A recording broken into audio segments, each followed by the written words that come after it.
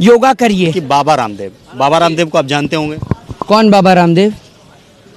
मैं नहीं जानता। इतने बड़े बाबा हैं, इतनी बाबा बड़ी मैं नहीं कंपनी जानता। के बाबा ओनर राम हैं। रहीम भी था, आसाराम भी था। बिजनेसमैन बोलिए ना, उनकी तो बात नहीं करे जो पतंजलि का जो प्रचार वगैरह करते हैं। जी। तो बिजनेसमैन बाबा रामदेव बोलिए ना, आपको दिक्कत क्या है? बिजनेसमैन रामदेव बोलिए, बाबा कहाँ से आ जाता है? हैं? पूजा पाठ कर रहे हैं, घर में आके आपके हवन कर रहे हैं, हैं? करते होंगे ना पूजा पाठ। काय का हवन कर रहे हैं? आपके घर में आप जब पैदा हुए तो आपका हवन उन्होंने पढ़ा था क्या? तभी आप बीजेपी के पत्रकार पैदा हुए हैं। कहाँ से बाबा हो गए? कल को अगर मैं मतलब जरा सा भगवा वस्त्र धारण कर लिया तो मोहित बाबा है ना? आप चिल्लाएंगे मोहित बाबा, बोलेंगे आप मुझे, हैं? भगवा वस्त्र का चलन चला हुआ है, तो आप क्यों नहीं पहन रहे? भगवा पहन के कुछ भी मतलब भगवा वस्त्र पहनने वाला हर एक बाबा हो गया। राम रहीम को भी तो आप लोग बाबा मानते थे और आसाराम को भी बाबा मानते थे, फिर क्या हुआ? आज बाबा रामदेव, बाबा नहीं, sorry, I am sorry, businessman Ramdev ने जो बयान दिया था कि एलोपैथ को लेकर, और डॉक्टर्स का कहना है कि जब बिजनेसमैन रामदेव, देखिए मेरे को भी आदत हो गई है, बिजनेसमैन रामदेव के कुछ बॉडी के पैरामीटर्स काम नहीं कर रहे तो उनको एलोपैथ की शरण में जाना पड़ा। और ये वही लाला रामदेव है, यही बिजनेसमैन ठग रामदेव है जो रामलीला मैदान से सलवार और कमीज पहन के भागा था। ठीक है, ये वो है जो रामलीला मैदान पे धरना दिया था, जिसने ऑक्सीजन को लेकर बयान दिया था। इनके खिलाफ कानूनन कार्रवाई होनी चाहिए। क्या लगता है कि जो बाबा रामदेव के जो जितने भी प्रोडक्ट, पहले आप बिजनेसमैन रामदेव बोलिए। नहीं, क्या नहीं, उनका जो नाम है, हम क्या नाम है बोलेंगे ना, उनका नाम? एक मिनट, उनके बायोडाटा में लिखा है, बायोडाटा में लिखा है उनके, जिससे दुनिया जाती है। क्यों बिजनेसमैन रामदेव के नाम से कोई नहीं जानता? आप कह रहे हैं ना, हमें मैं नहीं, सब जानते हैं, सब जानते हैं।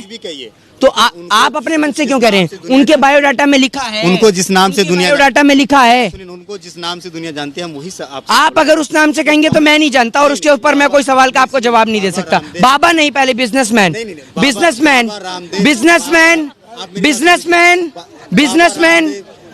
शुक्रिया, आज की डिबेट यहीं समाप्त होती है। नहीं, आप बिजनेसमैन से करिएगा तो प्लीज पूरा देश जानना चाहिए ना। बिजनेसमैन बोलने में आपको आपत्ति क्या है?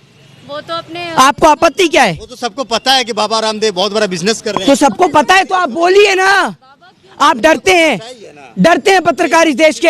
आप नहीं डरते तो बोलिए बिजनेसमैन रामदेव। हम किसी से नहीं डरते। बिजनेसमैन रामदेव। अरे आप पहले चलिए एटलीस्ट ये बोल दीजिए, पतंजलि वाले रामदेव बोल दीजिए, डर रहे हैं तो। पतंजलि वाले रामदेव। हाँ, बाबा मत बोलिएगा। हाँ, फिर बाबा बोला आपने, पहले आप पतंजलि के रामदेव को लेकर सवाल करिए। नहीं, आपसे मैं जो जिस नाम से दुनिया जानती है वही चीज आपसे सवाल। दुनिया उन्होंने सवाल सुन, हाँ जी, ठीक है, मैं सुन रहा हूँ। अगर आप बाबा लगाएंगे तो मैं इंटरेस्ट करूंगा।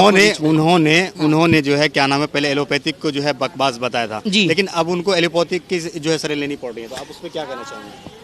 ये वो हैं बिजनेसमैन रामदेव। देखिए आपके चक्कर में मैं भी बार बार कंफ्यूज हो रहा हूँ। ये बिजनेसमैन रामदेव वो हैं कि जब इनकी तबीयत जब इनकी तबीयत खराब होती है तब ये मैक्स भागते हैं, अपोलो भागते हैं, एम्स भागते हैं। ठीक है, और पूरी दुनिया को दिखाएंगे योगा करिए। अरे ठीक है, योगा करते हैं हम भाई, योगा आपसे पूछ के करेंगे। आप योगा के ब्रांड एम्बेसडर हैं या आपसे पूछ के किया जाएगा, या जब आप पैदा हुए उसके बाद योगा शुरू हुआ है? आपसे पूछ के योगा शुरू होगा, जब मन करेगा तब करेंगे। लेकिन आप कौन होते हैं लोगों को बताने वाले? डॉक्टर्स अपनी जान दे रहे हैं लोगों को बचाने के लिए। आप ऑक्सीजन को लेकर मजाक उड़ाते हैं कि आप ऑक्सीजन ऐसे लीजिए। आप होते कौन है? आप एक बात है, आप देश के सलाहकार हैं, आप सलाहकार हैं लोगों के। आपको प्राइवेट सलाह देने के लिए लोगों ने रखा है कि आप जब मर्जी आएंगे टेलीविजन पे और मुफ्त की सलाह देकर चले जाएंगे, हैं? आपने एक फ्री में पतंजलि का आटे का कट्टा बांटा, दिखा कहीं बाबा रामदेव आपको? बिजनेसमैन रामदेव कहीं भी आपको एक आटे का कट्टा बांटते हुए, कोई एक नमक की थैली बांटते हुए? कहता है लाखों वर्ष पुराना हिमालय की गोद से खोज के लाया हुआ नमक। जैसे अगर लाला रामदेव वहां नहीं पहुंचता हिमालय पे तो नमक वहीं एक्सपायर हो जाता, और नमक के नीचे एक्सपायरी डेट दे रखी होती है। क्या पागल बनाते हैं आप इस देश की जनता को, हैं? लोग तो इस चीज को मानते नहीं, लाखों वर्ष से लोग जो है पतंजलि का प्रोडक्ट इस्तेमाल भी करते हैं। आप एक बात मुझे बताइए, कौन लोग करते हैं? बड़ी बिजनेस में उनका पहुंचता है। कौन लोग करते हैं? हमारे देश की आप करते हैं? नहीं, हम नहीं करते। क्यों? आप लोगों में नहीं आते, आप देशवासियों में नहीं आते? अगर लोग अगर उनका प्रोडक्ट इस्तेमाल नहीं करते हैं तो इतनी बड़ी बिजनेस उनकी नहीं होती। आप देशवासियों में नहीं आते? मैं तो नहीं करता यूज। आप पतंजलि का गौमूत्र पीते हैं क्या? हाँ नहीं, मैं नहीं करता, कोई प्रोडक्ट नहीं यूज करता मैं पतंजलि का। आप, मुझे लगता है पतंजलि का गौमूत्र पीते हैं तभी आपकी जो जबान है एकदम साफ है। समझ रहे, आप पीते हैं क्या पतंजलि का गौमूत्र? और वैसे भी उसमें साध्वी प्रज्ञा ठाकुर ने बोला भी है कि गौमूत्र पीने वालों को कोरोना नहीं होता, तो आप पीते हैं क्या गौमूत्र? उनके टीम में तकरीबन 76 लोग कोविड पॉजिटिव निकले। हाँ, तो उनको पिलाया नहीं गया होगा ना, पिलाया जा रहा लाइन से, और इसीलिए आपको भी पिलाया जाएगा ताकि आप कोरोना पेशेंट ना हो। आप पीना पसंद करेंगे? पीना हाँ कर रहे हैं, पीना पसंद करेंगे? मैं नहीं कर रहा ना। नहीं, आप पीना, आपने भारतीय जनता पार्टी के जितने भी लीडर हैं वो तरह तरह के बयान देते रहते हैं। खास करके कोविड के ऊपर अगर हम बात करें तो कोई कहता है गौमूत्र पियो, कोई मास्क के ऊपर अगर हम बात करें कोई कहता है कि मास्क अगर लगाएंगे तो फिर पार्लर कैसे चलेगा। हाँ, मास्क लगाने से उनकी पर्सनैलिटी खराब हो जाती है ना, मास्क लगाने से उनकी पर्सनैलिटी खराब हो जाती है। अपने आप को वो अमरीश पुरी समझ रहे हैं, आमिर खान समझ रहे हैं ना, है ना। वो प्रधानमंत्री अपने आप को सलमान खान समझता है, बिना मास्क के रोड होकर दिखा देगा। उसको इतनी फिक्र होती हिंदुओं की तो हिंदुओं को दफनाया नहीं जाता, उनका अंतिम संस्कार किया जाता। शर्म नहीं आती होगी आपको? और इस पे एक बार भी आप लेकर नहीं पूछते और मुंह ऐसा बना लेंगे जैसे पता नहीं क्या आपसे पूछ लिया। नहीं, प्रधानमंत्री मोदी अगर कुछ भी करते हैं तो आप लोग उसका विरोध करते हैं। हाँ। आपने ये कहा कि प्रधानमंत्री जो मोदी जो है देश की फिक्र नहीं करते हैं। अभी जो आप हालिया में देखा होगा कि एक मीटिंग के दौरान प्रधानमंत्री मोदी अपने देश की जो जनता उसकी चिंता में रोए भी थे। हाँ, एक बात मुझे बताइए, एक पिता अगर वो स्कूल की फीस ना भरे तो क्या रोने से काम चल जाएगा? बताइए, बेटी की स्कूल की फीस ना भरे तो रोने से काम चल जाएगा? मतलब निकम्मा है, लापरवाह है, सब कुछ बेच डालने वाला है, बेचू है, रंगा बिल्ला प्रॉपर्टी डीलर है, देश को बेड़ा गर्क करने वाला है, और रो के दिखा दे तो सारी गलती माफ। हाँ, कहाँ से पढ़ के आए हो आप? आज आपका स्कूल जाऊंगा मैं वो सवाल मैं एक चीज पूछ रहा हूँ। क्या मैं अगर प्रधानमंत्री मोदी रोते हैं तो इससे आपको आपत्ति क्या है? अभी आपने देखा होगा कि राकेश टिकैत भी रोए थे किसान आंदोलन में गाजीपुर बॉर्डर पे। तो किसानों की आप एक बात बताइए, एक मिनट आप एक बार नहीं एक मिनट, प्रधानमंत्री किसान किस पहले बताइए मुझे, पहले मुझे आप ये बताइए, करने के लिए रो रहे हैं, सिर्फ सिंपैथी है। अगर दिल में हमदर्दी होती तो किसान इस देश का है, या ये बताइए कि किसान देश के अंदर नहीं आता? तो इतने सारे किसान मरे, 400 से ज्यादा किसान शहीद हुए, प्रधानमंत्री की आंख से एक आंसू टपका? बताइए, अपनी बूढ़ी माँ को नोटबंदी की कतार में लगाया, प्रधानमंत्री का दिल पसीजा। योगी आदित्यनाथ जी अपने पिताजी के अंतिम संस्कार में नहीं गए, क्या उनका दिल पसीजा? जिन लोगों का दिल अपने घर और परिवार को लेकर नहीं पसीजा, वो आपके और हमारे लिए क्या सहानुभूति, क्या हमदर्दी अपने दिल में रखेंगे? कई जो है विपक्ष के नेता जो है पहले ही भविष्यवाणी ये कर दी थी कि अभी आप देखिए कुछ दिन के बाद मोदी जी आएंगे टीवी पर, रो के आपको दिखा देंगे, आप लोग जो है उसमें ही फंस जाइएगा। हाँ, उनका यही ड्रामा है, लॉकडाउन में आएंगे। अभी मैं उनकी एक वीडियो देख रहा था कि भाइयों बहनों, मेरा एक सपना है कि अमेरिका भी हमारे देश में वीजा की लाइन में लगे, और पूरे देश को रोटी की लाइन में खड़ा कर दिया मोदी जी ने। ऐसे ऐसे झूठे झूठे सपने ये देश के लोगों को दिखाते हैं जो पूरे कभी नहीं हो सकते। शर्मा, मैं आपसे जानना चाहूँगा कि प्रधानमंत्री मोदी जो है वैसे रैली में तो मास्क लगाते नहीं है, बंगाल में भी आपने देखी होगी कि कई रैली में जो है उन्होंने मास्क नहीं लगाया था, लेकिन जब वो किसी बंद कमरे में मीटिंग करते थे तो मास्क लगाते थे। लेकिन जितना सुनिए हाँ। एक बात मैं आपको बता दूं, जितना मुन्नी बदनाम नहीं हुई ना, उससे ज्यादा प्रधानमंत्री मोदी बदनाम होगा इस देश में। समझे आप? शिक्षा के नाम पे, स्वास्थ्य के नाम पे, बेरोजगारी के नाम पे, देश के अंदर स्वास्थ्य सेवाएं न प्रदान कराने के नाम पर, देश के अंदर युवाओं से रोजगार छीनने के नाम पर बदनामी तो हुए हैं। और क्या हुए? लंबी लंबी बात तो कर रही है ना कि हम काम कर रहे हैं। एक मिनट, लंबी लंबी बातें करने से मेडिसिन मिल रहे हैं, हॉस्पिटल्स हैं, वेंटिलेटर हैं, बेड हैं, सबकी बात। आप एक बात मुझे, लंबी लंबी बातें करने से सब काम हो जाता है? आपको मैं बोलूं मैं स्विट्जरलैंड से आया हूं, कल रात को मलेशिया निकल जाऊंगा। काम नहीं किया, आप ये कह रहे काम नहीं हाँ। किया 7 सालों में, तो फिर बंगाल में बीजेपी 80 सीटों पर क्यों पहुंच गई?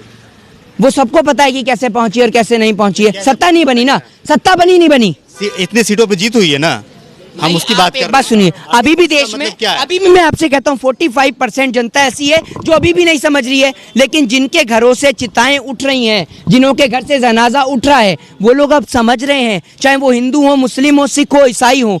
आप एक बात बताइए, क्या आप इस देश के अंदर हिंदू मुस्लिम के नाम के दंगे को समर्थन देते हैं? बिल्कुल नहीं।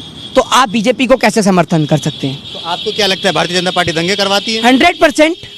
100%। इनके नेता बयान देते हैं मंदिर और मस्जिद के नाम पर, राम और रहीम के नाम पर, और इनके एक बयान के कारण पूरे देश में दंगे हो जाते हैं। और उस दंगों का जिम्मेदार कौन होता है? देश के नेता टेलीविजन पर दंगे ऐसे देखते हैं जैसे कोई क्रिकेट मैच लाइव चल रहा हो। इतने दंगे हुए बंगाल इलेक्शन के दौरान कि बीजेपी के कार्यकर्ताओं को मारा जा रहा है, वो मारा जा रहा है, ये जा रहा है। अब एक बात बताइए, सरकार बन गई, अब एक कार्यकर्ता नहीं मर रहा बीजेपी का, ऐसा क्यों? ऐसा क्यों? रीजन दीजिए, ऐसा क्यों? अब तो नहीं पिट रहा ना। अब तो एक मिनट सुनिए, अब बीजेपी की सरकार यहाँ पर नहीं बनी है, तृणमूल कांग्रेस की सरकार बंगाल में बनी हुई है। तो अब बताइए कि अब बीजेपी के नेता क्यों नहीं पिट रहे यहाँ पर, जबकि यहाँ पर बीजेपी की सरकार नहीं है? और बीजेपी के नेता वापस टीएमसी में क्यों आ रहे हैं? जो इनके नेता बयान दे रहे हैं बीजेपी के कि दीदी के बिना मैं नहीं रह सकता हूँ, अब क्या है ये बताइए ना? क्योंकि उन्हें अपनी गलती का एहसास है, और जो अपने वतन से प्रेम करता है और जिसका ज़मीर जिंदा है और जिसके घर और परिवार के लोगों ने इस भारत माँ के खातिर, इस मुल्क के खातिर अपने प्राणों को न्योछावर किया है, वो हरगिज अपने भारत माँ को बिकने नहीं देगा। आप ये कहना चाह रहे हैं कि बीजेपी जो है हिंदू मुसलमान के अलावा उनके पास कोई मुद्दा कोई एजेंडा ही नहीं है? आप बताइए ना एक एजेंडा, बताइए मुझे एजेंडा, मैं उस एजेंडे को बताता हूँ, उसको मैं क्लियर करूंगा। बोले थे सबका साथ सबका विकास। कौन सा सबका साथ सबका सत्यानाश? 100 स्मार्ट सिटी लापता, 100 स्मार्ट सिटी लापता, 2 करोड़ रोजगार कहाँ गया? तो कर रहे हैं, हम भी तो वादा कर रहे हैं। वादा तो उन्होंने जसोदा बहन से भी किया होगा, जो पूरा नहीं हुआ तो छोड़ना पड़ा। वादे की बात कर रहे हैं आप, बताइए ना। वादा आप एक बात है, झूठे वादा करना ठीक रहता है, लीगल है। अगर मैनिफेस्टो लीगल है तो बात करिए, है मैनिफेस्टो लीगल? आप उसके खिलाफ कानून कार्रवाई कर सकते हैं। कौन सी आईपीसी में दे रखा है मैनिफेस्टो को लीगल? बताइए कौन से आर्टिकल में मैनिफेस्टो को लीगल बता रखा है, बताइए ना आप मुझे। आप ये कह रहे हैं कि भारतीय जनता पार्टी जो है दंगे करवाती है, उनके जो लीडर हैं वो झूठ बोलते हैं। हाँ, ये मैं नहीं, देश की जनता कहती है, मैं नहीं करती है। लेकिन आप यूपी का इलेक्शन भी देख लीजिए, भारत का एक प्रमुख राजनीतिक दल है, क्योंकि वो एक अरे मैं नहीं, ये बंगाल की बात करूंगा, आप पढ़ लीजिए ना, भारत का एक प्रमुख राजनीतिक दल है। मैं रिसेंटली अभी बंगाल की बात करूं, 3 सीट से इतने सीटों पर भारतीय जनता पार्टी क्यों पहुंच गई? आप पंजाब की बात नहीं करेंगे, पंजाब की बात नहीं करेंगे, पंजाब में इनका मुंडन साफ हो गया, उसकी बात नहीं करेंगे। जनता आखिर अगर नाराज होती, हाँ, तो क्या भारतीय जनता पार्टी इतनी सीटों पर जीत पाती?